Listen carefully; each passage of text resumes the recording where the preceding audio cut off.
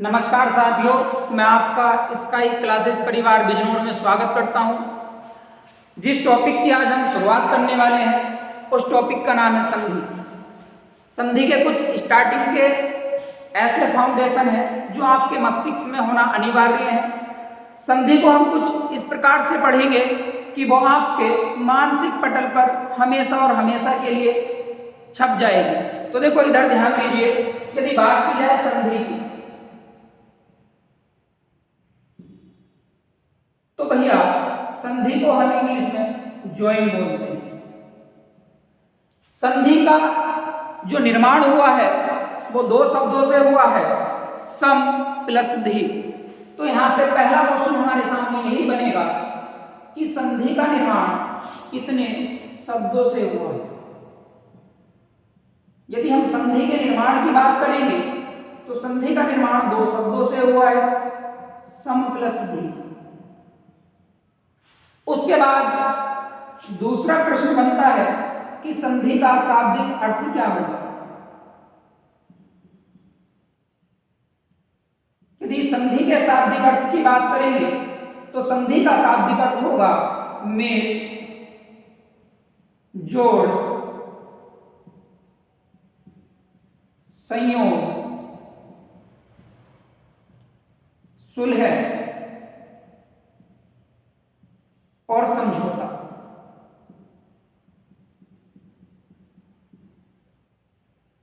उसके बाद यदि बात की जाए संधि की परिभाषा की,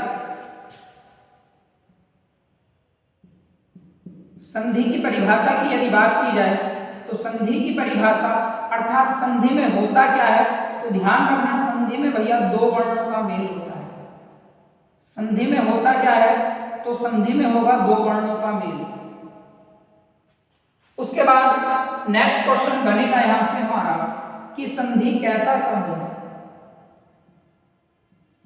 तो यदि संधि शब्द के बारे में बात की जाए तो संधि एक हमारा तत्सम शब्द है। कैसा शब्द है? तत्सम शब्द। और किस भाषा का है, तो ध्यान रखना संस्कृत भाषा का शब्द है। उसके बाद दूसरा प्रश्न हमारे सामने बनेगा कि संधि को तोड़ना क्या कहलाता है। तो संधि को तोड़ना कहलाएगा संधि विच्छेद। संधि को तोड़ना क्या कहलाएगा? संधि विच्छेद। आपके पैट के सिलेबस के लिए काफी महत्वपूर्ण टॉपिक है संधि, और उसी के बारे में आज हम बात कर रहे हैं। तो यहां मैंने आपको बताया कि संधि को तोड़ना क्या कहलाएगा? संधि विच्छेद। नेक्स्ट क्वेश्चन यहां से ही बनेगा कि संधि का विलोम क्या होगा। संधि का विलोम क्या होगा? तो संधि का विलोम होगा विग्रह। यदि विग्रह ऑप्शन में नहीं होगा तो आंसर करेंगे विच्छेद। यदि दोनों ही ऑप्शन में मिल जाते हैं विग्रह और विच्छेद, तो ऐसी कंडीशन में जो प्राथमिकता देंगे वो विग्रह को प्राथमिकता देंगे। उसके बाद नेक्स्ट क्वेश्चन हमारा बनेगा कि जो हमारा ये संधि शब्द है, इस संधि शब्द में कौन सी संधि होगी।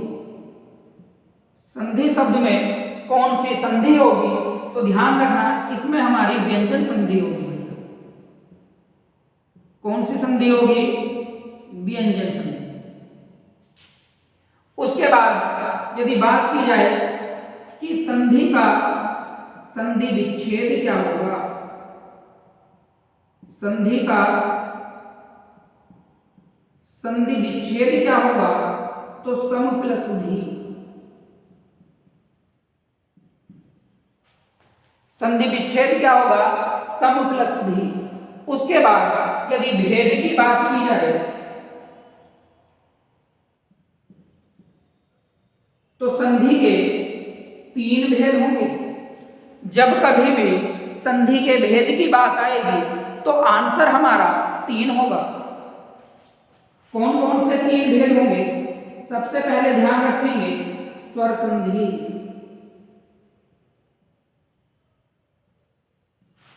उसके बाद आएगी हमारी व्यंजन संधि।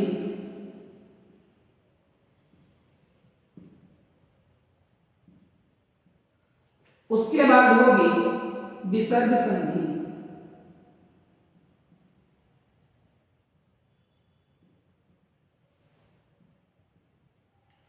स्वर संधि, व्यंजन संधि और विसर्ग संधि। एक बार फिर से देखिए कि संधि का निर्माण कितने शब्दों से होता है। तो संधि का निर्माण दो शब्दों से होगा, सम प्लस धी। संधि का शाब्दिक अर्थ क्या होगा? तो मेल, जोड़, संयोग, सुलह और समझौता। संधि में होता क्या है? तो दो वर्णों का मेल होगा। संधि कैसा शब्द है? तो तत्सम शब्द होगा। संधि को तोड़ना क्या कहलाएगा? तो संधि विच्छेद कहलाएगा। संधि का विलोम क्या होगा? तो विग्रह या विच्छेद होगा। संधि शब्द में कौन सी संधि होगी? तो व्यंजन संधि होगी। और संधि विच्छेद क्या होगा? तो सम प्लस धी होगा। और भेद की यदि बात की जाए तो पहला स्वर संधि, उसके बाद व्यंजन संधि और उसके बाद विसर्ग संधि होगी। आप जल्दी से इसका एक स्क्रीनशॉट ले लीजिए, उसके बाद आगे बढ़ते हैं।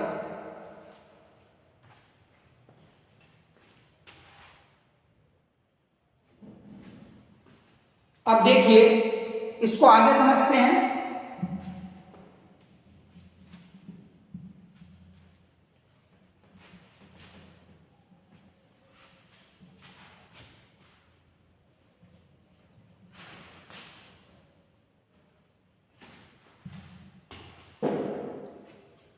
अब देखते हैं संधि के भेद।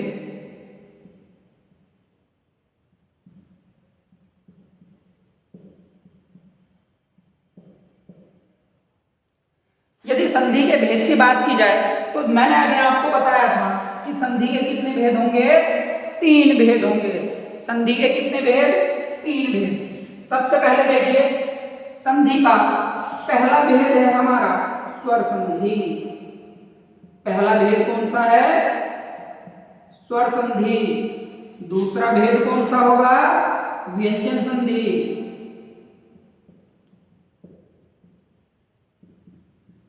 और तीसरा भेद कौन सा होगा? विसर्ग संधि।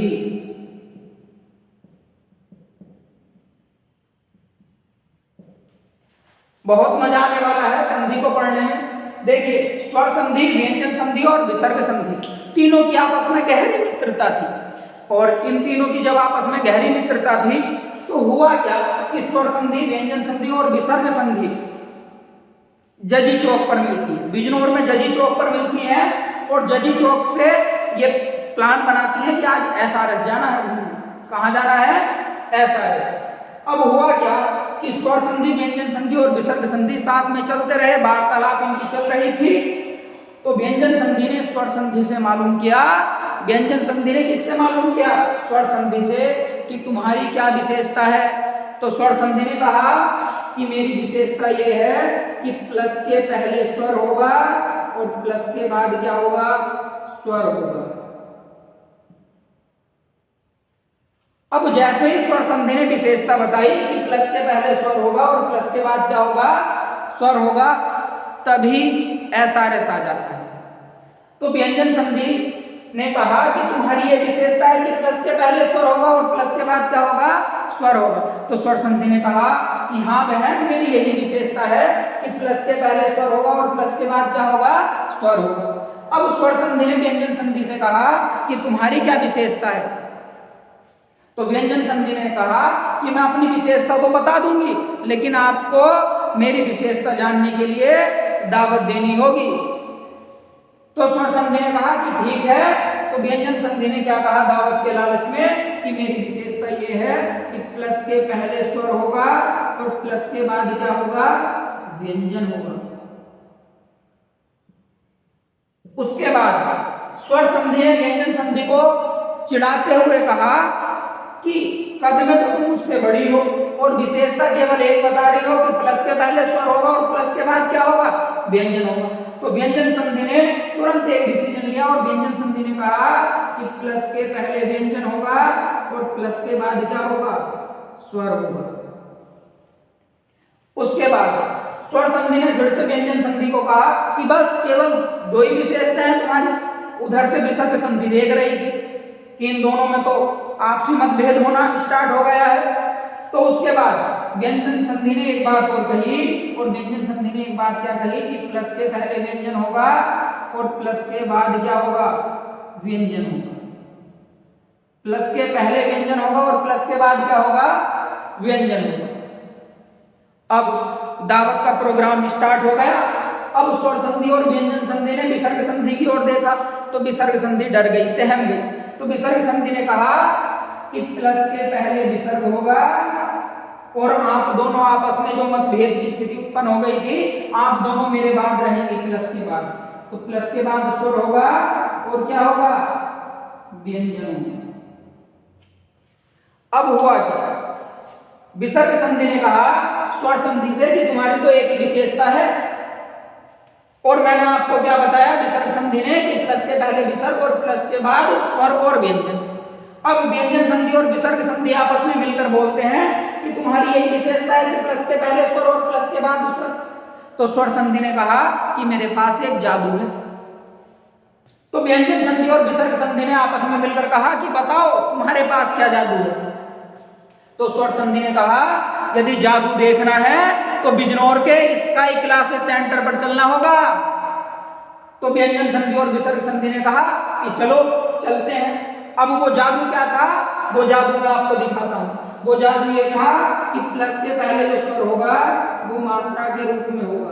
किस रूप में होगा भैया, मात्रा के रूप में। और प्लस के बाद जो स्वर होगा वो किस रूप में होगा, मूल रूप में होगा। किस रूप में होगा, मूल रूप में। कि कहते हैं कि जब आंखों में अरमान लिया, मंजिल को अपना मान लिया, तो क्या आशा क्या मुश्किल, जब ठान लिया तो ठान लिया। तो देखिए कि प्लस के पहले जो स्वर है वो मात्रा के रूप में होगा, और प्लस के बाद जो स्वर है वो मूल रूप में होगा। अब देखो इसकी परिभाषा को समझते हैं। तो मैंने आपको बताया था कि संधि में होता क्या है, तो दो वर्णों का मेल होगा। अब इधर देखिए, प्लस के पहले स्वर लिखा हुआ है और प्लस के बाद स्वर लिखा हुआ है। एक स्वर ये है और एक स्वर ये है, तो दो स्वरों के मेल से किसका निर्माण होगा, स्वर संधि का निर्माण होगा। आगे जब किसी वर्ण का मेल स्वर और व्यंजन से कराते हैं तो व्यंजन संधि का निर्माण होता है, और जब किसी विसर्ग वर्ण का मेल स्वर और व्यंजन से कराते हैं तो विसर्ग संधि का निर्माण होता है। एक बार फिर से समझिए कि दो स्वरों के मेल से स्वर संधि का निर्माण, जब किसी वर्ण का मेल स्वर और व्यंजन से कराते हैं तो व्यंजन संधि, और जब किसी विसर्ग वर्ण का मेल स्वर और व्यंजन से कराते हैं तो विसर्ग संधि। तो इसको नोट कर लीजिए जल्दी से। तो ध्यान रखना कि यदि संधि के महा एपिसोड को देखना है तो आपको स्काई क्लासेस बिजनौर का YouTube चैनल सब्सक्राइब करना होगा। तो ध्यान रखना, आज का जो ये संधि का एपिसोड है यही समाप्त करते हैं, और अगला महा एपिसोड देखने के लिए स्काई क्लासेस बिजनौर को जरूर सब्सक्राइब कर लीजिए। आज के लिए इतना ही, धन्यवाद।